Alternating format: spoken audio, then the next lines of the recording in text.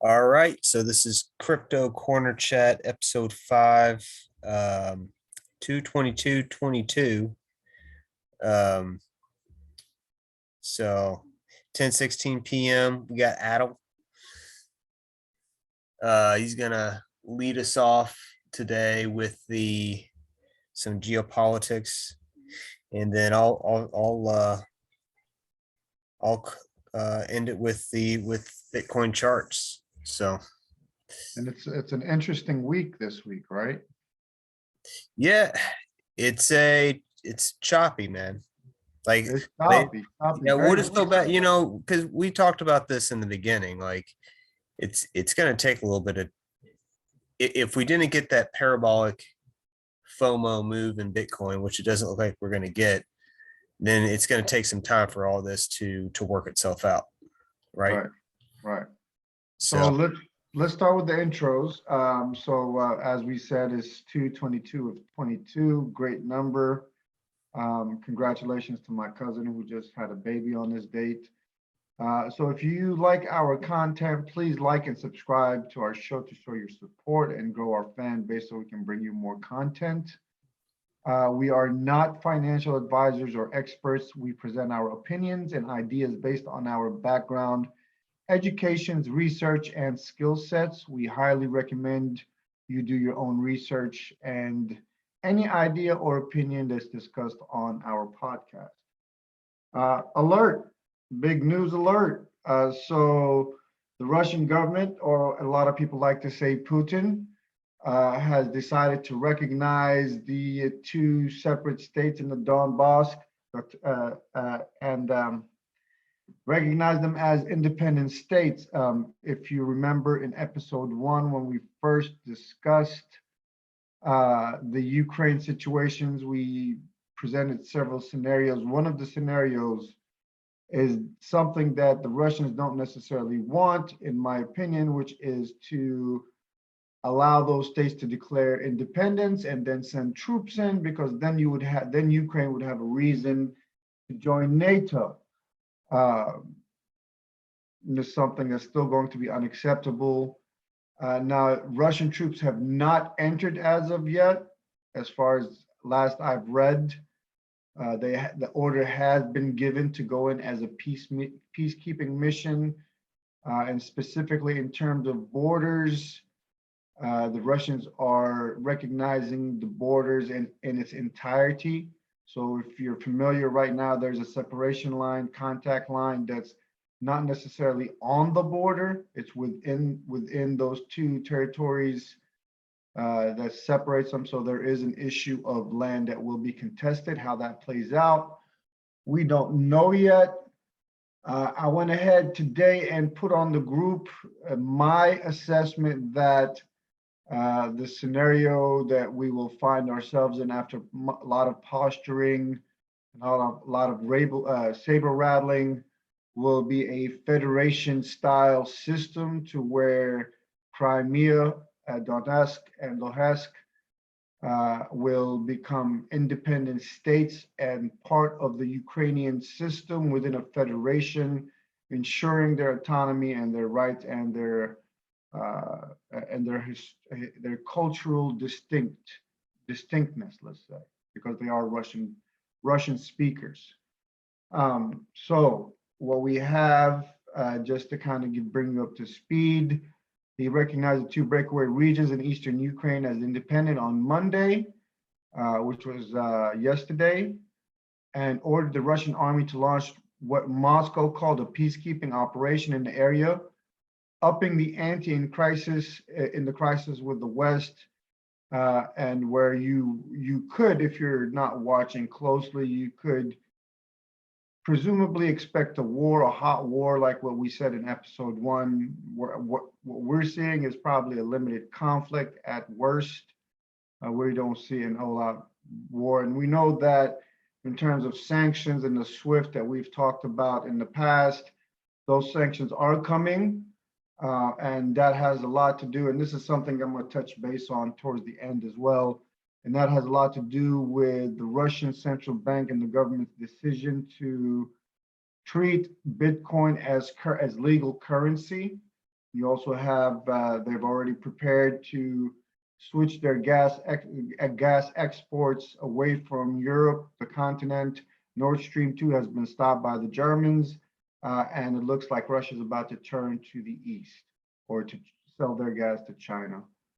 So Putin told Russian defense ministers to deploy troops into the two breakaway regions to keep the peace, in a decree issued shortly after he announced recognition for Russian-backed separatists. Now, again, these are Russian-backed separatists. They're drawing US and European vows of new sanctions, which we've already expected. And we've already said there is no evidence of troops being sent in just yet, but doesn't mean that they won't be, that they're not going in there. In what form? He says, the state says peace mission or peacekeeping troops. There's already a peacekeeping mission on the separation line that's established, I believe, through the Minsk, I can't speak, it's kind of late, sorry, Minsk agreement. So possible sanctions, SWIFT, and in terms of the SWIFT, again, China is seen as a obstacle to those sanctions because Russia is going to go through China. China will act as the Russian bank or banking system for international trade. EU warns of sanctions, and this is according to Reuters. If there's an annexation, which they're saying independence. Now it could be independence, and then they decide to join the Russians. Crimea didn't go that route. They decided automatically to join. These states look like they want to be independent. But if there is annexation, there will be sanctions. And if there is recognition, I will put and this is in parentheses, I will put the sanctions on the table and the ministers will decide. The EU foreign policy chief, Joseph Borrell, said after a meeting of EU ministers. We are seeing a lot of things working around now. Now, in regards to the sanctions, Russia, and I put this article up as well, this is on RT.com. Russia said, Russia unveils an anti-sanctions shield. Now, we know that they've been storing a lot of gold and a lot of oil and a lot of reserve currency, preparing for this day. So apparently this is not necessarily unforeseen. But I quote, this is according to the Solanov, which is one of the budget personnel, says, thank God we have enough Forex liquidity and enough Forex reserves. Adding, they say we have a financial shield in the form of gold and Forex reserves, budget surplus on our budget rules, and low debt. So they seem to be prepared for this. To touch base, to kind of, I'm not going to go into every little event. I think Canada and Ukraine are the two biggest events. And the reason we're seeing Canada is that a lot of crackdown on a lot of the supporters of the Canadian truckers, where you have even your crypto wallets are being frozen because they tried to squeeze the truckers out, and then you had Bitcoin to the rescue and the cryptocurrency to the rescue. And if you remember last week, we said the co-founder of Kraken was donating. He also came out. Now let's start in terms of domestic. Boston Exchange, the experiment has went well with the processing 1.7 million per second transaction. And now you're seeing that order has been expanded to the rest of the feds and exchange to experiment with the cryptocurrency. And this is going to touch base back on Canada. So according to administration officials familiar with the matter, the forthcoming directive will commission a study of CBDC and ask a range of agencies, including Department of Treasury, State, Justice, and Homeland Security, to develop a report on the future of money and payment systems. Meanwhile, the Director of Office of Science and Tech Policy will do a technical review of what might be needed to support the CBDC system. This is according to finance.yahoo.com. Circle, which is the firm behind USDC, or the stablecoin, has doubled in its value. So they went from 4.5 billion for them to go public, now to 9 billion. And then Hobie is now wanting to re-enter the US market with a different strategy, with the intention of staying here. So you have a lot of movement in terms of Bitcoin. How does this tie back to the Canadian issue? So as we said earlier, the Freedom Truckers are turning to Bitcoin to finance and continue their protest. Kraken CEO, which we mentioned last week, was also donating a lot of funds, and co-founder Jesse Powell told users on Twitter to get your coins out of the centralized exchanges, after revealing Kraken would be forced to comply with any seizure requests. So if we're moving towards cryptocurrency and we're moving towards these systems, and you're seeing that the Russians as well as the Ukrainians are using using cryptocurrency and crypto processing to circumvent sanctions and to do business. And you're seeing that a lot of these truckers are doing the same, and a lot of these protesters are doing the same. Yet now we're being told that these funds can be frozen by the government, and these exchanges would be required to. It doesn't mean that your wallets can be frozen, nor your ledgers, but if you have it on an exchange, then you are at a disadvantage. The Ontario Provincial Police and Royal Canadian Mounted Police ordered all regulated financial firms to cease facilitating any transactions from 34 crypto wallets tied to funding trucker-led protests in the country. This is according to CoinDesk. So right there, you're saying that there is, even though there is a way around a lot of these sanctions and a lot of these issues with financing and funding, whether it's protest or whether it's your business function or whatever it may be, the policymakers, the powers that be, are able to have leverage over your finances. So on February 20th, Ottawa, Canada Police announced Sunday morning that so far 191 arrests have been made, warning that a law enforcement operation was continuing downtown to clear out truckers and anti-vaxxers protesting those mandates for their truckers. And by the way, they have been, for the most part, very peaceful. So we've discussed the Ukraine issue, which is the biggest issue at this time. If you remember, to touch back on Ukraine, because it was sort of the alert, the breaking news, you had situations where, like we said last week, there was a lot of posturing. So you had situations where a false flag operation was claimed by the US that was going to happen. Whether it was a false flag or legitimate, we did state in the first episode that you had saboteurs who would want a conflict in the Donbas, and it seemed like the Russians not necessarily fell for the bait, but they used that for their advantage. And what I'm referring to is the February 21st incident, where Russia claimed to have killed 5 Ukrainian soldiers inside its territory, the most serious allegation after a string of claims. Now, this news is no longer valuable, since the Russians, they use this as a pretext to say, hey, well, this is one of them. Ultimately, the excuse is that the West was not listening to Russia's security concerns or ready to follow the Minsk agreement. So they decided to declare independence. And remember, we said a lot of this is smokes and daggers and smokes and mirrors. This was one of them where where we said it was going to happen, a false flag. They used that news to say, okay, you're not listening to us, so we're going to declare independence. Now, what happens, we'll see. In terms of the Ukrainian, and this is before the declaration of independence, a few hours actually before.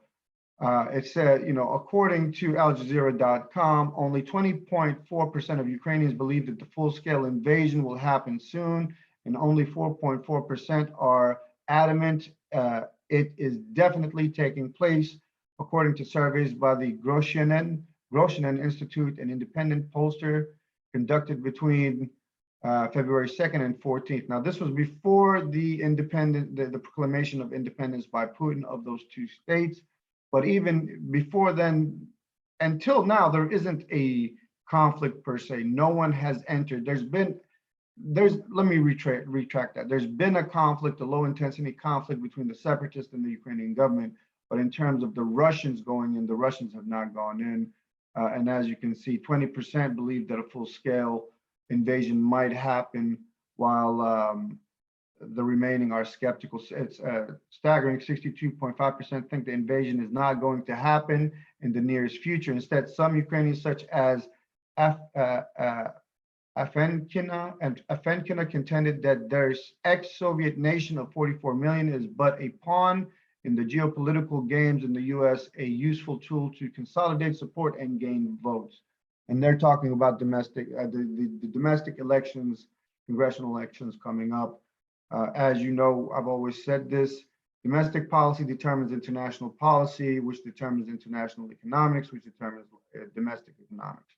So you can see here that a lot of what we were doing, a lot of this saber rattling, a lot of these issues that we were raising and initially squeezing and forcing our opponents to make certain decisions based on the way we want them to do, has a domestic component to it. So never think that this is in isolation. This has a domestic component, which we can see for the US, it's inflation, the economy, and the fact that President Biden does not enjoy a lot of support among the citizens, among the voting public.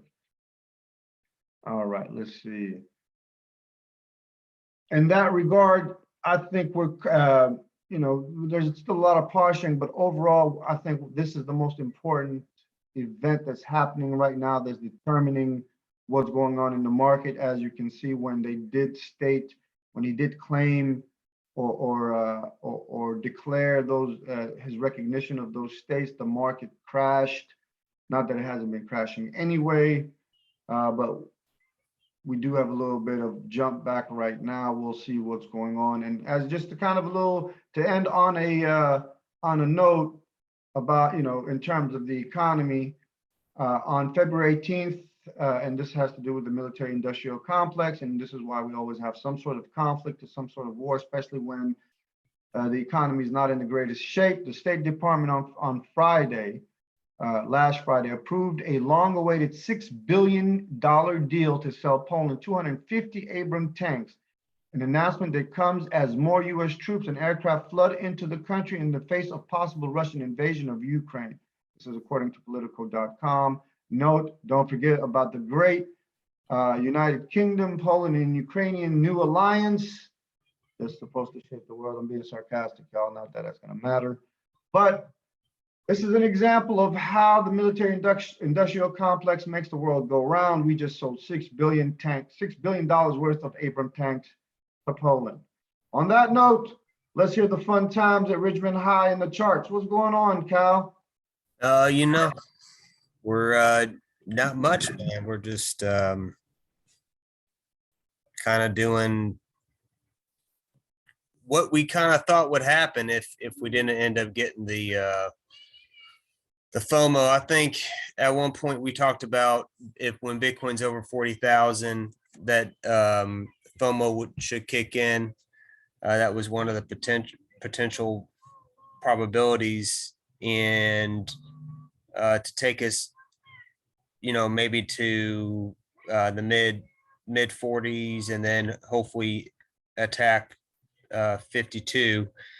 And that, that it looks like that's not going to happen. So we also talked about other possibilities too, other probabilities, and hopefully we're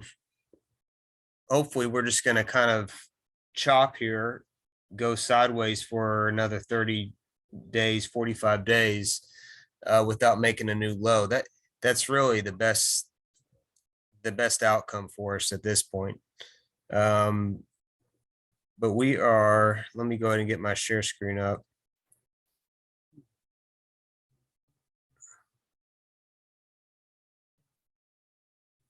We're at war, man. I mean, Bitcoin's at war, basically, you know? And that's the question I want to raise is that, before you get into these charts, and this might help, determine how you're looking at these charts, but Hmm.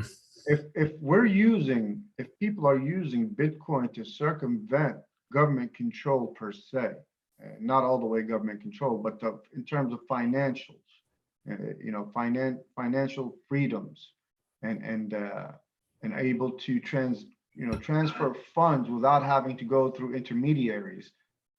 What's that mean for Bitcoin? Is government going to start looking at Bitcoin like they have already? This has been always the case, but now we're seeing the real world application of it. Oh, you're going to freeze our accounts? Okay, well, Bitcoin, here we go. Oh, you're going to put sanction on us? That's all right. We're going to start dealing with Bitcoin. So, and I'm interested in knowing what's going to happen. But that's something. Let me mute myself so to give you that. So we've talked about network effects in terms of the US dollar not having it really doesn't have a network effect. It's more of it's just a monopoly on money. So, and they basically just kind of through bullets, tanks, right? Politics, they're able to just kind of force it down the world's throat, essentially, as a poor, it's layman's way of putting it. The drugs is a big one too. Yeah, drugs. So with Bitcoin, there's definitely been a network effect to get it to this to where it's at today, right? I mean, you have it. There's a swell of enthusiasm and of hodlers and people that essentially will just they'll ride Bitcoin to zero before they'll sell, right? I mean, you just have the core believers in Bitcoin they're just never going to sell, period. It's just not going to happen. Like it's more of it's more of just a movement in a principle, a way of life to them, to have sound money. And so, and the reason being is because of everything you're seeing happening right now, right? You need at some point, like, enough's just got to be enough. So with the CBDCs, you kind of hinted on it. It's just going to be more of the same that you get with the US dollar, except that now it's just going to be a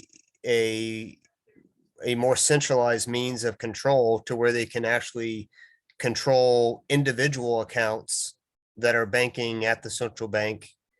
And they'll just be able to censor and also control you through a wallet. I mean, so if they don't like what you say on Twitter, we're just going to shut your wallet off, type of thing. So you're not going to be able to eat. You're not going to be able to get that coffee that you wanted to get. We're kind of seeing it in Canada right now. Oh, you don't want us to, you froze our Facebook, you froze our GoFundMe. All right, we're going to go to Bitcoin. Oh, now you're freezing individuals' wallets and forcing centralized exchanges to freeze wallets and prevent transactions. That's very scary. Yeah. So, and it's obviously people, that's not something that people choose to opt into. So it's something that has to be that they're trying to implement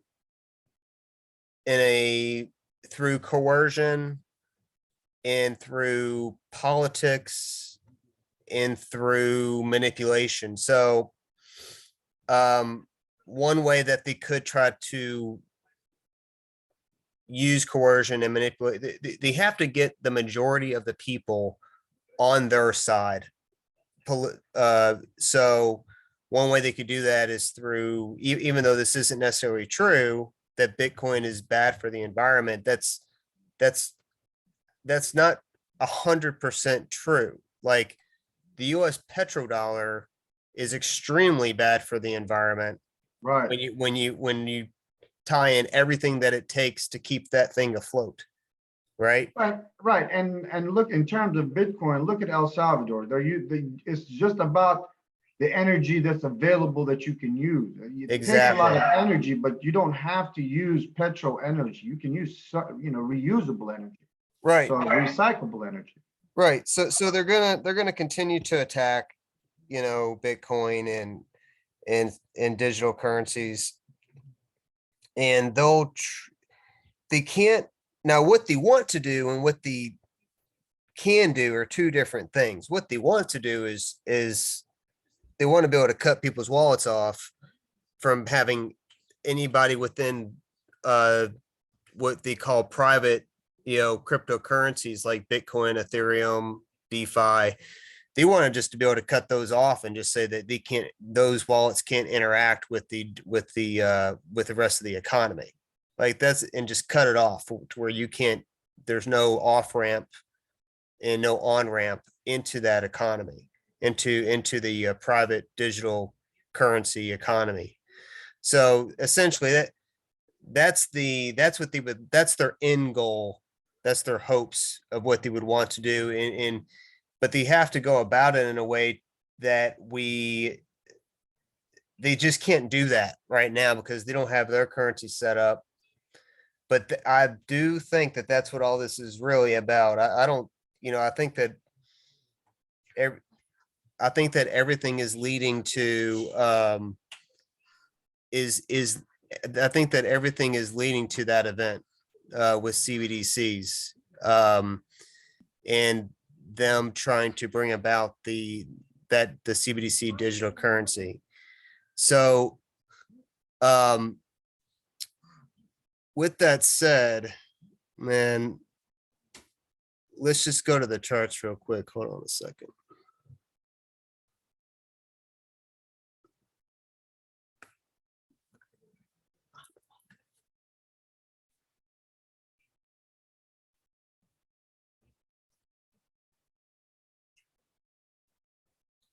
All right.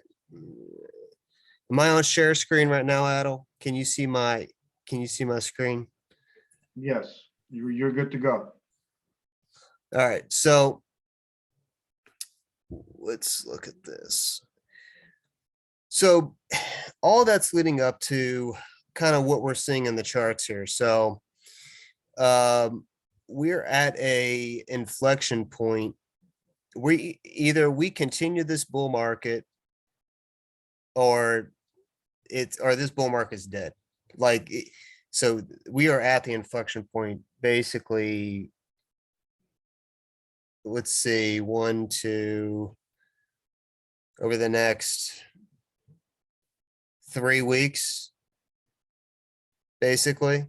So if we don't take out it at a minimum, we got to take this at this last swing high out, which is at 45.6.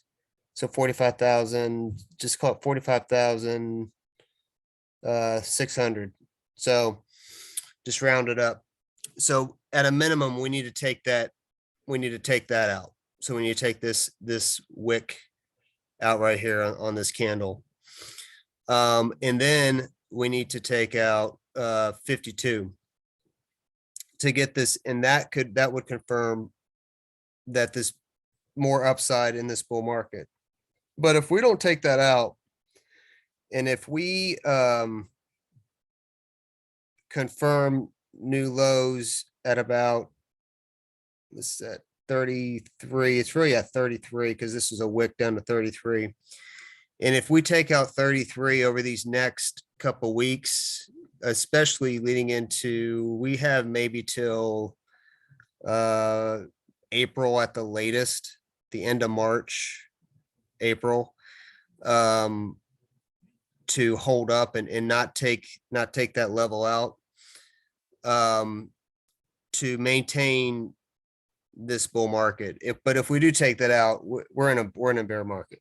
So once we make a lower low here, There's no denying it. I mean, there's no way to get around it. Like, we will be in a bear market, and I would expect us to, at a minimum, come down to this 200 week moving average, this green moving average right here. And that would probably be about that time. It'll probably be about 21,500, 21,200. Right now it's hovering right around 20,000. So, and then what happens from there, I don't know.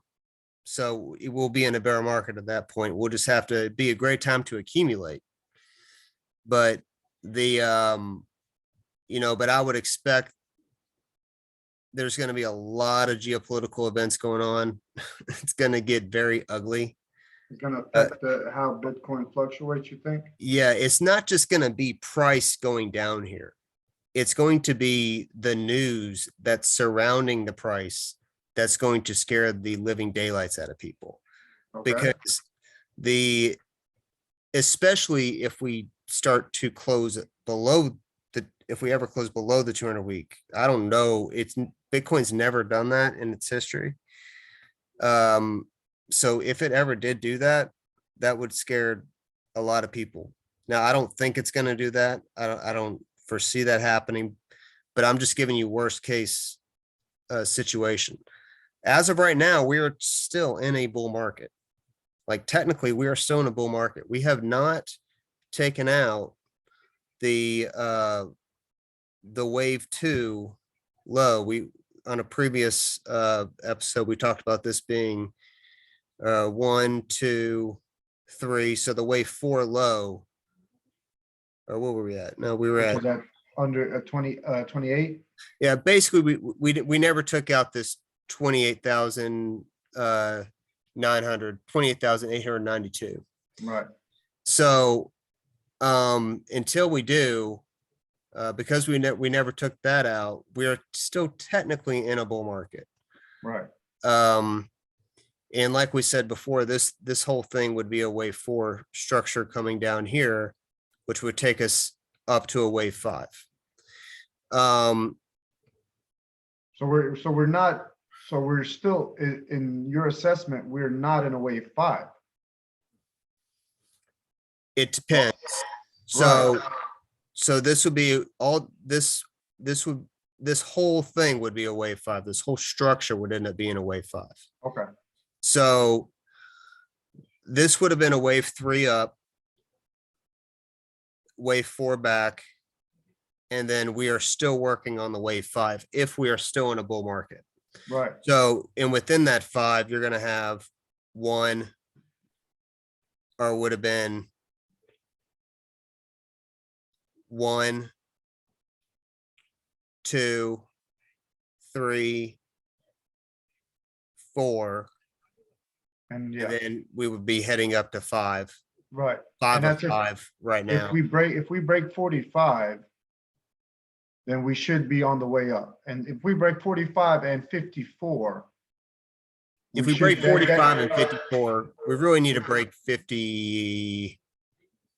About 52 is really what we need to take out. And that would confirm the bear market that we're still, that would confirm the bull market that we're still in the bull market. Yeah, it would just confirm that we have one more up thrust in the bull market. So, and then ultimately we still got to take out this top here, this small wick here, which is at right around 70. Right. With that said, right now, because we never had that extreme blow off top, that euphoria, what I'm seeing in the market is that it's just boredom, right? It's almost like we're at the bottom and it's just boring. Like no one, it's like we're not getting like a huge people are capitulation. complacent. You think they're complacent? Yeah, they're just complacent. So how do you think that this what's going on right now is affecting it then? You don't think, explain that. Yeah, expand on that for me. Yeah. If you can, yeah. So how do I think the current, I would have thought, to me, when we ended up, this isn't the first time that Bitcoin's been through some type of geopolitical event where the government's shut down bank accounts. Like it happened in Cyprus, where they just took people's money. And during that time, Bitcoin had a huge run. That's what took Bitcoin all the way up to, I think at the time it was at $200. So it ran from, I can't remember exactly, but it was like, it ran from $15 all the way up to $200 at the time. And then eventually it consolidated and it went all the way up to 1,000. So that whole run was initiated with Cyprus. So I'm kind of surprised that Bitcoin's not, and I think what's the only difference between then and now is the futures market.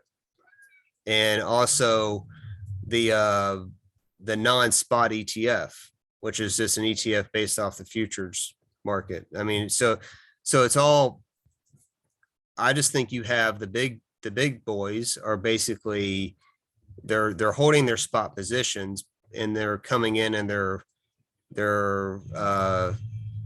taking advantage of the spread, and they're doing basically they're in GBTC, that GBTC spread that's there, that because there's such a huge discount between what you can get in GBTC and what you can get in spot.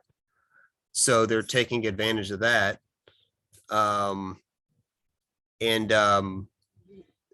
Until that changes, I mean, until we get a spot ETF, I don't know if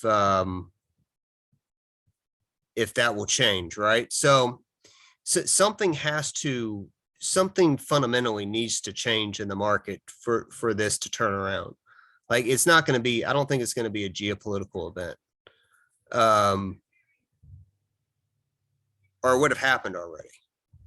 Do you think Unless we start, and the only other thing that could happen is unless we start getting bank runs, and that would be big enough to turn this around to where people are just say, you know, screw the banking system. We're just gonna withdraw our cash and put it into Bitcoin. Right. So I mean, I didn't touch base on it. I didn't talk too much about inflation or the Fed rates other than the Bitcoin experiment, but they're talking now about an aggressive type of approach to where they might raise 50 base points at once. Some are talking about 25 base points and then go through maybe 3 or 4 times, some maybe as far as 9 separate increases throughout from now till the end of the year. How do you see that being played into the chart? Do you see a little bit of fear going there? What's going on with that? So something, well, I think that's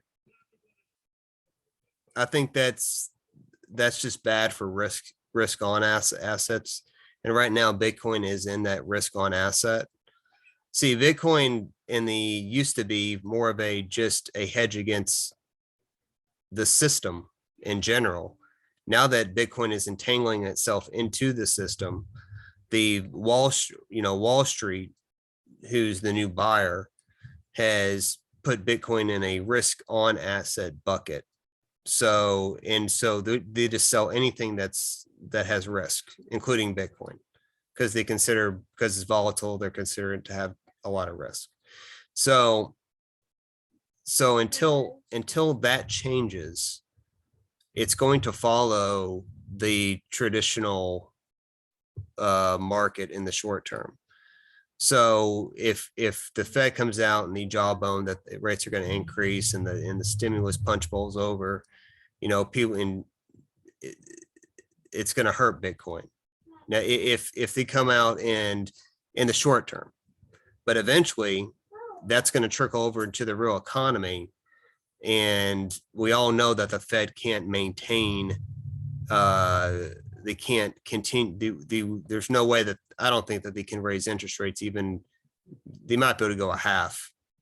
And I think that's probably it. But in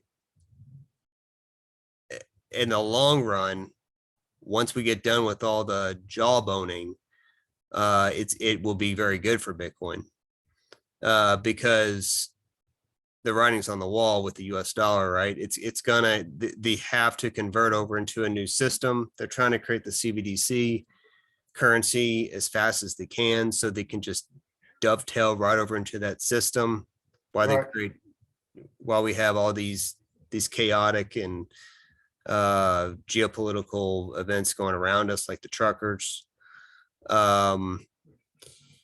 So it's a question of, can these succeed?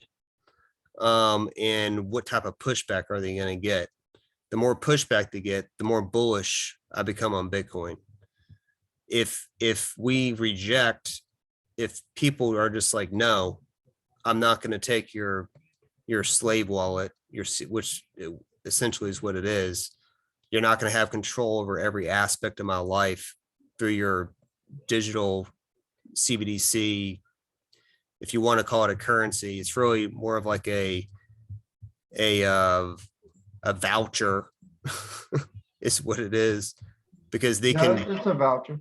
yeah, because they can take it away from you at any point. Yeah, you don't own it. Right, exactly. You So will not own that currency. Yeah, yeah, and so unless, if people wake up and reject it and just don't, if we reject it, then Bitcoin's going to, you're going to see $1 million Bitcoin. If we accept it and you don't get a lot of pushback on it, like, it's over. I think the way people are seeing it right now, I think the Canada example is for the local populace is a great example to say, hey, do you really want to have a digital currency controlled to where you have no real power over that currency? Or do you want to have ownership of that currency? I think when it's put to people that way, do you want to own your money, or do you want to just kind of have food stamps? So no, I'd rather have money than food stamps. So, but that we in the Western world, we speak of the rational actor, but who's really rational? Right. That's a whole debate. But so you're seeing pushback now in terms of the local populace. Now, on a systematic perspective, the fact that you have one, El Salvador on a smaller scale, and I think Lebanon will follow suit with what's being done to them. But now you have Russia saying, hey, to avoid these sanctions or to mitigate these sanctions, we're going to accept or treat Bitcoin as currency on the highest levels within government and within the economy. That's pushback, right? I mean, yeah. And they really, I mean, there's no other choice, right? Like that's your only other choice is Bitcoin. Like there's absolutely zero, there's no other way around this. Ethereum's not going to work. Like, nope. They can't even scale. I mean, they don't even know how to get to, they're still trying to go proof of stake, right? Right, smart contracts. Yeah, go ahead. And proof of stake is not even right, exactly. And smart contracts are something completely different. But proof of stake isn't even it's not as secure as proof of work. So the only thing that exists in the world right now to bypass what is happening is Bitcoin. Right. Unless you want to have physical gold, which no one's going to be able to deal with. Right, which is fine on a local level, but once now that we're all connected through, we're right now we're using Zoom, right? So if I want to send you money, we would have to meet up somewhere for me to give you gold. With Bitcoin, I can send it to you, in 10 minutes. And so it's there is nothing else out there. This is it. Like, this is it is like the only, and so the volatility. And when I think about this, I think about volatility. Like, everyone's scared about the volatility. Well, people can't have it. They can't have their cake and eat it too. It's kind of like the volatility to the upside is great. The volatility to the downside isn't so, it sucks, right? But that is whenever you have something that goes up, 1,000,000% since its inception, or it started off trading at less than a penny. And now we're at $37,000 today. So whenever you get that, it's gonna be volatile. And not to mention everything going on geopolitically in the system, that's going to make it even more volatile. Not to mention it's brand new. It's only been out. It doesn't have a track record like gold. So that makes it even more volatile. It's still relatively new. 10 years old, that's nothing. Right. And so people are just going to have to accept the volatility, coming over to get away from the tyrannical kings in Europe, coming over to America, the land of the free, back in the day when there was no planes and you were on a wooden ship, right? That was pretty dang volatile coming over. Right. I mean, scrounging for food, just trying to survive. You're Right. trying to get a better way of life. People go through volatile times all the time just to try to get to the other side, to protect their family, to protect themselves from, the elites, the powers that be, whatever you want to call it. Yeah, it is what it is, right? Like the gold is not digital. So you can't buy gold. The only thing that you can buy is of all the tokens, the only thing that makes any sense is Bitcoin. So it is the lifeblood. So they're going to attack it. They're going to attack. That's why the SEC has not approved a spot ETF. He's not going to approve a spot ETF. He's going to do everything he can until they want a spot ETF to be approved for them, because they need to go outside the system. So they're going to need something to go outside the system. Right. Until they need, and so they'll buy Bitcoin. And once you start seeing Bitcoin being more accepted on balance sheets, I think, this is me speculating, I would suspect that once it becomes on the balance sheets of governments, of an actual Western government like Russia, or not, well, Russia's not Western, but say it gets it is. Russia's very European. As many people as they try to say it's not, but Russia is right. Very European. Look at their monarchy. Their monarchy, if that's not European, I don't know what is. Like they all came from Queen They're Victoria. first world. It's first world. So if Russia accepts Bitcoin and they start putting it on its central bank balance sheet, right, you're going to see Western cultures start to, they're going to have to compete with that. So they're going to have to put on their balance sheet too, which is what Satoshi envisioned, right? Right. Is that's part of the beauty of Bitcoin. It creates a,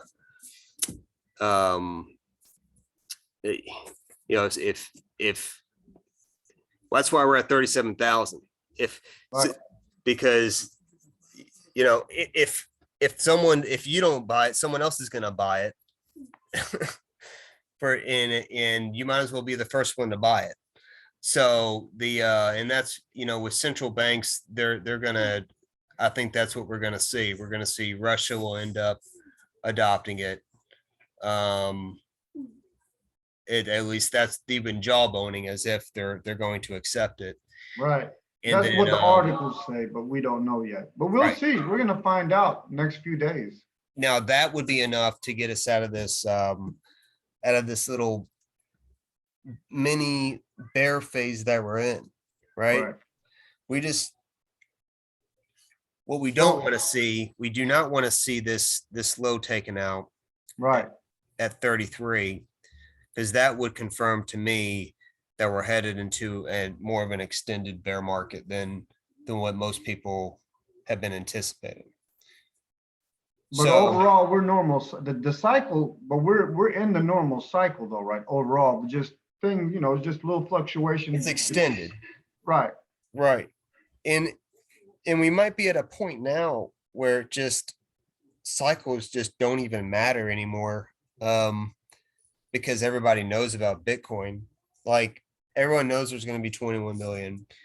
Everyone can do math. Everyone can Right. figure out, long term, how long it's going to take for those tokens to be mined. You can at least have a good estimate. It's like 100 years. Right. So those cycles might not matter as much going forward, and we'll see.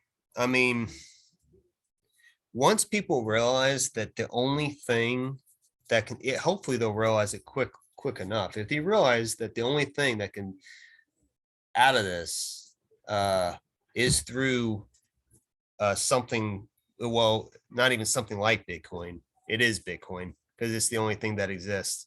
Once they realize that it's Bitcoin, then we'll start seeing fireworks. Until then, I just expect more of the same. I think the whales are gonna have their way. They're gonna play their games. They're gonna try to keep the price low while they have their, they're gonna continue to hedge on the futures market. They're gonna continue to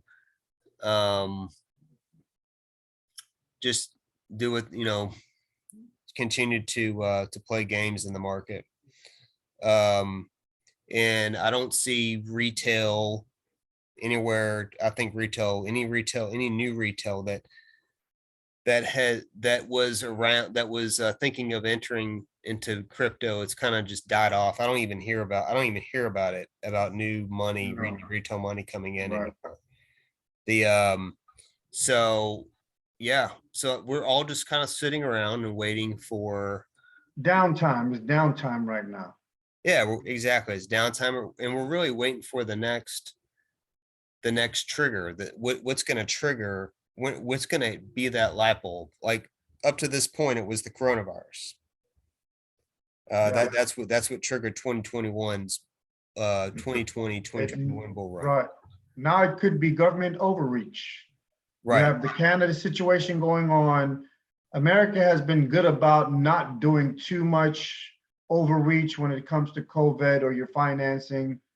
But you have the Ukrainian thing going on. You have the Europeans are lifting COVID restrictions. You're going to see movement in the economy, especially in the global economy. But there's also conflict. And is the conflict going to be the catalyst for Bitcoin?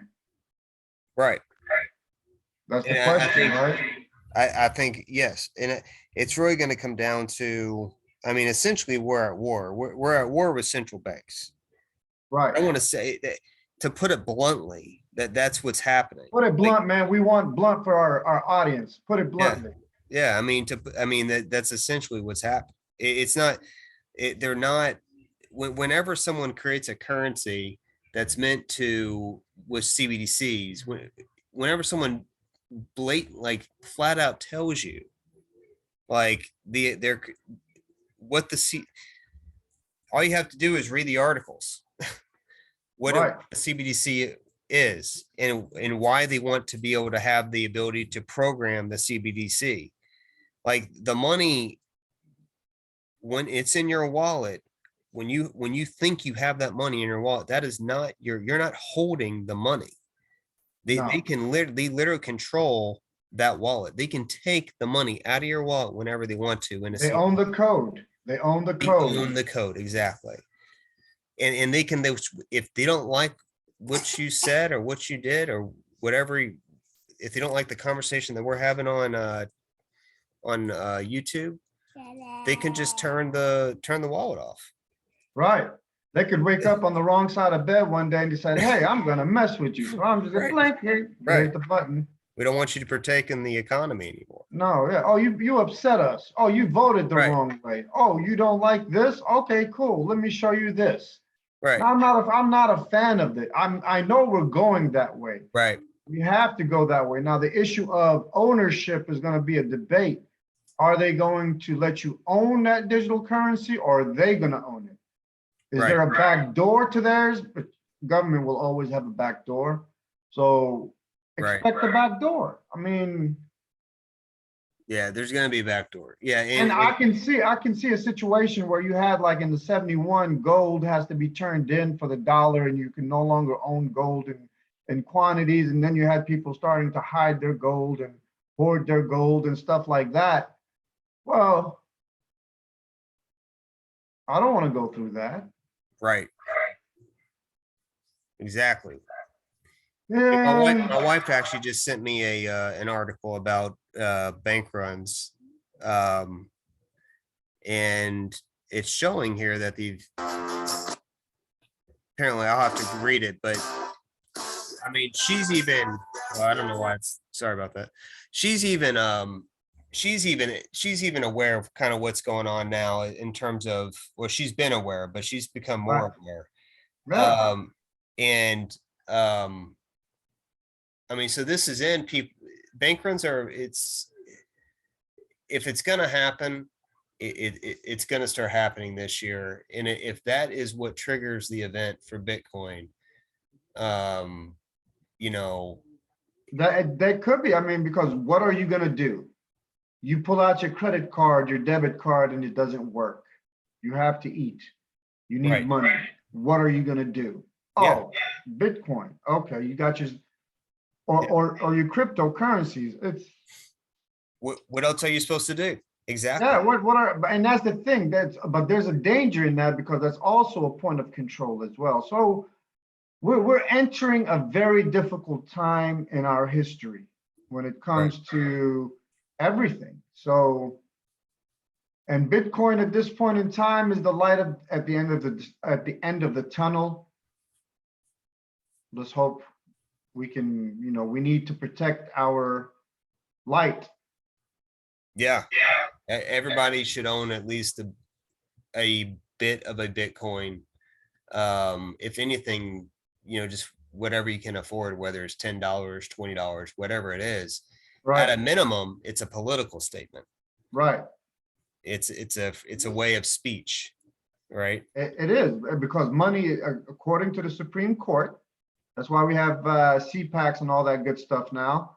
Money is a person. You vote. It's your vote. So you're voting with your Bitcoin. Right. So, yeah. I mean, that there's really nothing much more to say about the charts. I mean, the charts are I think we're gonna be in some doldrums for the next 2 or 3 more weeks. And then Sideways movement. Right, as long as we don't make a new major low to where we take out 33, 32, 33, I think the bull market has a chance to continue. It's not, this is gonna be nasty. This is not gonna be like fun. It's not gonna be we're all gonna be millionaires. No, this is about, no, this is growth. This is part of the pain of it. Right. This is gonna be preservation. And if it survives, if Bitcoin gets through this, which obviously I think it will. I'm heavy in it, obviously. Right. If it gets through it, then we're gonna be, then we can have fun. Then the fun's gonna start, because then we're gonna be at 100,000, 200,000, 400,000 Bitcoin. Right. So, Right. So we hopefully right. hopefully soon, right? Right. Well, I think that's episode 5, man. How do you want to sign off? Just Cal? you can take us out, man. Hey, so interesting times. Subscribe and like. We're looking sideways action. We don't want to, just to reiterate, we don't want to go below 28 or 33 actually. We want to break 45 and then 53, and that shows us on the upswing for the cycle 5, for the 5th cycle, or the 5th wave. And in terms of Ukraine, to restate, the way I see it is no major conflict, limited incursions, Ultimately, you will have a federated state in Ukraine that includes the independent states of Crimea, Donetsk, and Luhansk. And if I mispronounce those, sometimes I get tongue-tied, but that's what we're seeing is those independent states would become part of a greater Ukraine that should allow Ukraine to maintain its territorial integrity. I think China's going to come out stronger for this, while the Europeans are going to come out weaker. Right. Sorry, China and Russia are going to come out stronger, while the Europeans are going to come out weaker. But that's where we're at. Episode 5. Thank you, Cal, for everything. And we're signing off and see y'all next week. All right, man. Peace. Take it easy, man.